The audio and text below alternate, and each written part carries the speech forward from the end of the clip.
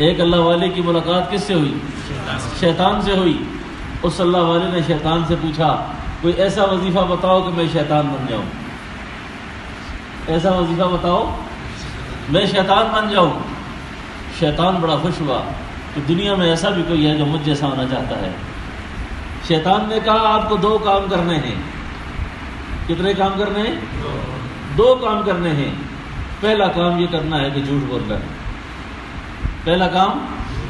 और दूसरा काम यह कि नमाज में सुस्ती करनी है। दूसरा काम क्या करना है आपने?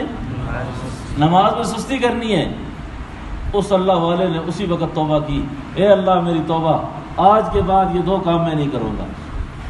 ये दोनों काम मैं ना झूठ बोलूँगा ना नमाज में सुस्ती करूँगा। शैतान ने कहा, तेरी भी तौबा मेरी भी तौबा, आज के बाद ये राज मैं भी किसी को नहीं बताऊँगा।